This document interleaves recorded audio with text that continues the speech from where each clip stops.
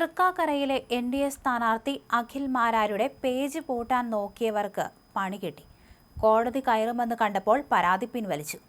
അഖിൽ മാരാരുടെ 6 ലക്ഷം ഫോളോവേഴ്സുള്ള ഔദ്യോഗിക ഫേസ്ബുക്കാണ് പോലീസ് നീക്കം ചെയ്തത്. പോലീസിനെയും സർക്കാരിനെയും പ്രതിക്കൂട്ടിലാക്കി മാരാർ രംഗത്തെത്തിയതോടെ സംഭവം സൈബർ പോരാട്ടത്തിനപ്പുറം ഒരു നിയമ പോരാട്ടമായി മാറി.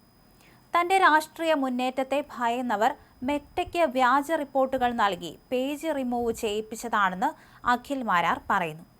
സൈബർ വകുപ്പിൽ മുഖ്യമന്ത്രി പിണറായി വിജയന് വേണ്ടി പണിയെടുക്കുന്നവരാണ് ഇതിന് പിന്നിലെന്നും അദ്ദേഹം ആഞ്ഞടിച്ചു. ഹൈക്കോടതിയിലോ സുപ്രീം കോടതിയിലോ പോയിട്ടാണെങ്കിലും സത്യം പുറത്തു കൊണ്ടുവരുമെന്ന് മാരാർ പ്രഖ്യാപിച്ചതോടെ കളി മാറി. നിയമ നടപടികളിലേക്ക് നീങ്ങുമെന്ന് കണ്ടതോടെ പരാതി നൽകിയവർ പണി ഭയന്ന് അത് പിൻവലിച്ചു. 24 മണിക്കൂറിനുള്ളിൽ തന്നെ ഒതുക്കാൻ നോക്കിയവർക്ക് അടിയന്തര തിരിച്ചടി ലഭിച്ചുവെന്ന് മാരാർ പരിഹസിച്ചു. മുൻ DGP TP സെൻകുമാർ തനിക്ക് വേണ്ടി സംസാരിച്ചതായും 2020 party president Sabu Jacob, vice president Gopakumar എന്നിവർ പൂർണ്ണ പിന്തുണയുമായി ഒപ്പമുണ്ടെന്നും അഖിൽ മാരാർ വ്യക്തമാക്കുകയും ചെയ്തു. സത്യത്തിനു വേണ്ടി ശബ്ദിക്കാൻ താൻ എന്നും ഉണ്ടാകുമെന്ന് അദ്ദേഹം കൂട്ടിച്ചേർത്തു. UDFന്റെ കോട്ടയായ തൃക്കാക്കരയിൽ വോട്ട് ശതമാനം വർദ്ധിക്കുന്നതും BJPയുടെ മുന്നേറ്റവും കണ്ടിട്ടുള്ള നെറികെട്ട രാഷ്ട്രീയവുമാണ് പേജ് പൂട്ടിക്കലിന് പിന്നിലെന്ന് BJP ക്യാമ്പ് വിശ്വസിക്കുന്നു.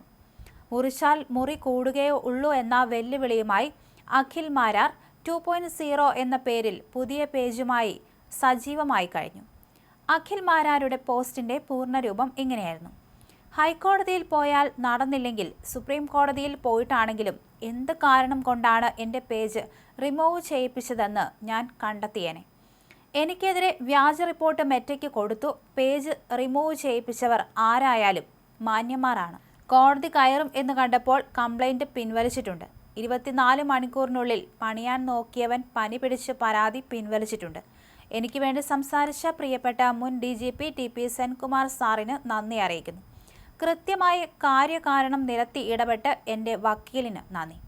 എല്ലാ രീതിയിലും ഒപ്പമുണ്ടാകും എന്നറിയിച്ച് ധൈര്യം പകർന്ന 2020 പാർട്ടിയുടെ പ്രസിഡന്റ് സാബു ജേക്കബിനും വൈസ് പ്രസിഡന്റ് ഗോപകുമാറിനും നന്ദി.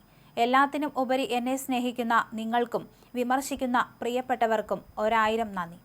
സത്യത്തിന് വേണ്ടി ശബ്ദിക്കാൻ ഞാൻ ഉണ്ടാകും. സത്യമാണ് പക്ഷം. തന്റെ രാഷ്ട്രീയ മുന്നേറ്റത്തെ ഭയന്നാണ് പോലീസ് ഇത്തരമൊരു നടപടി സ്വീകരിച്ചതെന്നും സൈബർ വകുപ്പിൽ മുഖ്യമന്ത്രി പിണറായി വിജയന് വേണ്ടി പ്രവർത്തിക്കുന്നവർക്കെതിരെ നിയമ നടപടി സ്വീകരിക്കുമെന്നും അഖിൽ മാരാർ പ്രതികരിച്ചിരുന്നു. അഖിൽ മാരാർ 2.0 എന്ന പേരിൽ ഒരു പുതിയ ഫേസ്ബുക്ക് പേജ് ഇതിനകം തന്നെ അദ്ദേഹം ആരംഭിച്ചിട്ടുണ്ട്. ഇത് തന്റെ 2ാം വരവാണെന്നും പുതിയ പേജിൽ പോസ്റ്റ് ചെയ്ത ആദ്യ വീഡിയോയിൽ മാരാർ ആരോപിച്ചു.